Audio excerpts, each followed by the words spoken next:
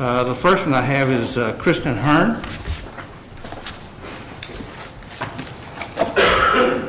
Good morning and welcome. Good morning. You may proceed. I'm Cristin Hearn. I live in northeastern Hays County in the Dripping Springs ETJ, and I spoke a few weeks ago about the elections. I'm happy to see that there is finally a public meeting about elections. However, I do believe that the agenda should be amended. I think public comment should be after Ms. Anderson's presentation. I think voters and taxpayers need to be able to address specific things that she will say and present during that time. So I hope you will consider moving public comment to after her presentation. Also, a few weeks ago, I did comment on her presentation to Commissioner's Court, which there again, she spoke after public comment, and I believe public comment should have been after her. And I made a comment based on there was an exchange about why the results of the 1,800 votes could not be posted online. And I got kind of a rude reaction from one of the commissioners. Basically, my analysis was that the response was it's complicated. I went back and I looked at Ms. Anderson's response to that question, and her quote is, it would confuse the voter. We don't want to confuse the voters. I don't think it's confusing to put it online. It's very simple, and I think Ms. Anderson or someone else from the county can create a proper heading and title for that page to put the results of those votes online. So I hope that we will consider doing that. And we're saying that we want transparency, and I think if we really want to be transparent with the voters and taxpayers of Hays County, we need to put those results online so that they are there for everyone to see. They shouldn't have to email and request it. And I think that's about all I have. Thank you for your time. Thank you.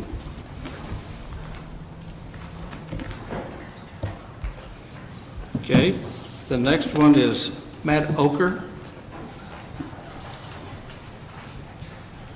See, I am educable. Getting better, Judge. Getting better. Thank you, Matt. All right. You may proceed. Thank you, sir. I too am happy to see that we're going to have an Elections Commission meeting. And you know about it, right? I know about it this time. Thank you, sir. I would ask for a factual response from the judge. Will we have the recording equipment going in here so we can memorialize that meeting? I don't know. See why we can't. There you go. Thank you, sir. I appreciate that. Because I think that is important. I think the community does have a big interest in this, and we need to. And another question I have, and this is kind of a general question, but it has a specific point to the topic at hand. Is it generally acceptable for people who occupy, particularly department heads in this county that draw county paychecks, to just ignore citizens? Because I sent an email to Ms. Anderson 17 days ago. I have since forwarded the same email to her twice again, and I have yet to receive any response from her. And, you know, I know she got it honest because I know where she worked before, but I just don't think that's right. And I think it's incumbent upon this body who handles the purse strings to discipline that behavior. If she thinks she only works for certain people who live in this community and that pay taxes in this community, then she should not be allowed to serve this community, because she's not serving it. And I think it's unacceptable, and I'm asking this body to do something about that. I also would like to know if we're going to be able to submit some questions, because quite frankly, I've got some completely technical, innocuous questions. These are not, I'm not trying to trap Ms. Anderson, but I have very specific questions about the process by which we distribute ballot styles, things of that nature, but I can't get any answers from Ms. Anderson. So I'm wondering if I can submit those questions to the Elections Commission and y'all can ask them. Would that be appropriate? Under public comment, you write the questions. Yes, Counselor, you had a comment? Judge, I think the commission runs its own agenda, and it would be inappropriate for this court to answer how the commission is going to run its agenda. Okay. Anyway, back to my point, though, about Ms. Anderson. I am pretty disturbed at how she views certain members of this public and how she doesn't feel she owes us any of her time. She doesn't owe us any response. And, you know, I've had about 5 different people tell me that Commissioner Conley has approached them who he's never even looked up. The 9 times I've spoken here, he's never even looked up while I speak. But I've had about 5 people say that he's personally asked them, why do people dislike me? Well, Commissioner Conley, I wish you'd ask me that question, because I'll give you the unfiltered truth. Thank y'all for your time. Thank you. You're getting better, Matt. You've got it within 10 seconds. Got my own, buddy. Okay, the next one is James Meeks. Good morning, Mr. Meeks. Welcome. Good morning, Judge. You may begin. My name is James Meeks. I've worked the past couple of elections, working the central elections down at the Government Center. Thank you. I noticed that in the past, what I felt were some statistical anomalies, and so I got myself trained and have represented a couple of people in the past and actually have observed the process. And that is so important because, you know, people who are down there, if you did observe something that you thought was an anomaly, you could be guilty of a felony for turning on your phone and broadcasting or taking a picture. So eyewitness testimony is the only, actually it's the only means. Now, it's my understanding there was some sort of an investigation in association with this, and I and Mr. Keller, one of the three individuals who is actually poll watching, nobody's ever spoken to us. Now, I have spoken to Ms. Anderson, but it was only to ask her some questions. This is about the November election, and I'm here just to tell you about what I observed. I noticed the process. The election center is a long, skinny storage closet where the MDBs are all stored like library books. We watch things that are checked in, checked out. We're not there for the programming process where they actually program the ballot on the specific units, but we're there when they bring them in. The process is it's meticulous. Everything is, there are lists, checklists, and double checks. I find that if there is an anomaly and a machine is taken offline, that will receive special treatment. It's not going to be forgotten. In reference to let me take it aside here and say Ms. Anderson is not the person who is directly responsible. This happened on Joyce Collins' watch. And essentially, I regarded Mrs. Anderson as almost like an OJT situation. The fact of the matter is, the stuff that I observed in an election, watching an election is a lot like being in a railroad yard, where you're watching boxcars come and go, but you really don't know what's going on inside them or what is in them. All I could do is I was observing for where there would be a choke point to where if somebody did want to put vote flipping software in or out or manipulate the process, where that would actually be.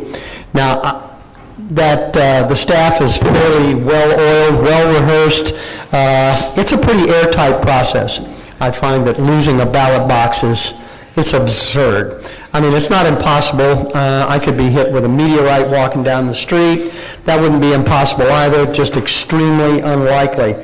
Of course, I can't see under the hood in the Hart machine, so I really don't. Finish your thought.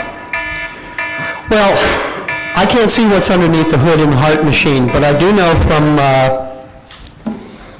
looking at the data and stuff about the Hart stuff, we can't see an owner's manual, but we do have the patent information. We do know that the state of Texas, when they put in electronic voting, they essentially made a provision for capturing a picture of a ballot. And there are things that comprise a ballot. That's ballot, checklist, names, numbers, and the number actually ballot itself. That doesn't have to be a physical piece of paper. We know that from the patent that the machines have the capability of capturing that. Now, the Secretary of the State of Texas gives all counties in Texas a waiver for doing that.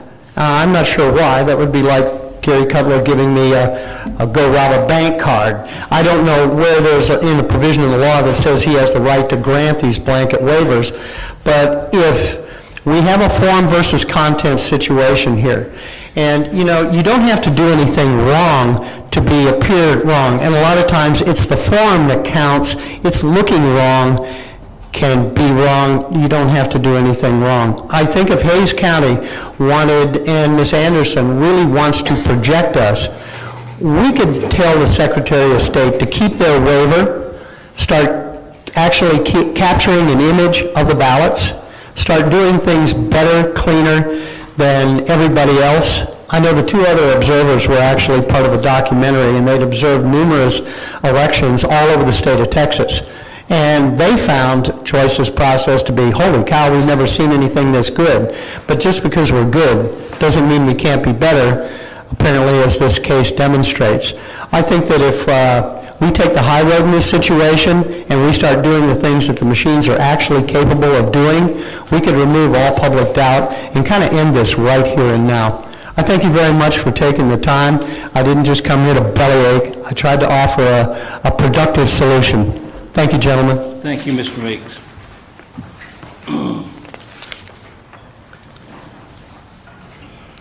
Mr. Lyon, are you here? There you are.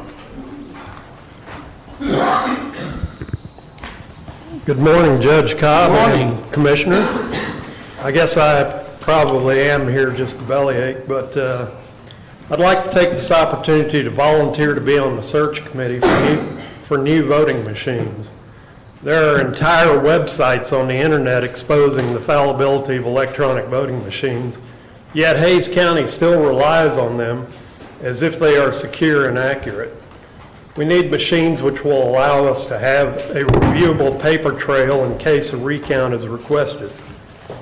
In the recent election debacle of last November, the electronic voting machines did not discover the incorrect vote in the Anthem Municipal Utility District.